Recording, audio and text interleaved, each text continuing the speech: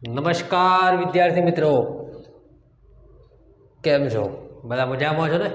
ચાલો, તમે પણ મજામાં છો, હું પણ મજામાં છું. આપણે શરૂઆત કરી દઈએ આજના ટોપિકની. પ્રશ્ન નંબર 3, બરાબર?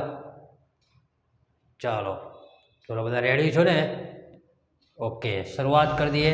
પ્રશ્ન નંબર 3, નીચે આપેલ સમાંતર શ્રેણી માટે પ્રથમ પદ અને સામાન્ય તફાવત શોધો. તો અહીંયા ખાલી આપણે કશું કરવા નથી, પ્રથમ પદ લખવાનું છે અને તફાવત લખવાનું છે. આ પહેલું હોય ને પ્રથમ પદ કહેવાય. એટલે પ્રથમ પદ a બરાબર 3 આવે અને તફાવત શોધવાનો. તફાવત d બરાબર બીજા પદમાંથી પહેલું પદ બાદ કરવાનું, a2 - a1. જો આ બીજું પદ એટલે આપણે a2, આને a1 કહીશું, આને a2 કહીશું, આને a3 કહીશું, આને a4 કહીશું. a2 - a1, a2 એટલે 1 આપેલા છે અને -3 એટલે જવાબ થઈ જશે આપણો -2. ચાલો, ક્લિયર? બીજા નંબરનો પ્રશ્ન.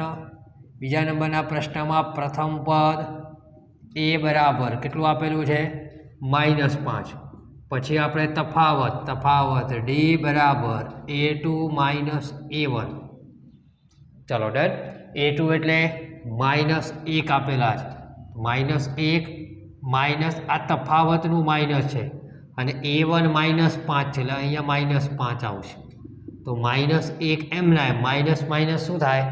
પ્લસ થાય. તો +5, પ્લસ માઇનસ માઇનસ, 5માંથી 1 જાય તો 4. મોટો આંકડો 5 છે, એની આગળ નિશાની પ્લસની છે એટલે જવાબ +4 આવશે.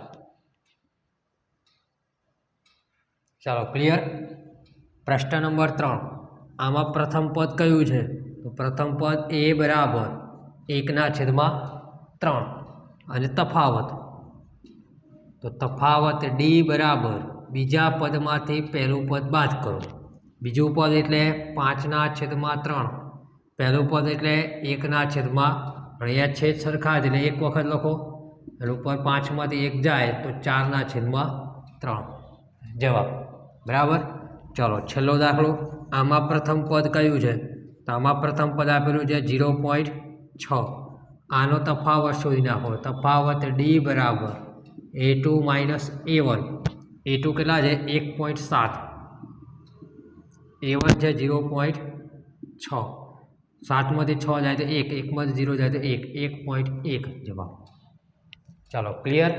બરાબર? સાવ ઇઝી પ્રશ્ન હતો એટલે ફટાફટ આપણે સોલ્વ કરી દીધો છે. નેક્સ્ટ વિડીયોમાં મળતા રહેશું. ત્યાં સુધી જય હિન્દ, જય ભારત.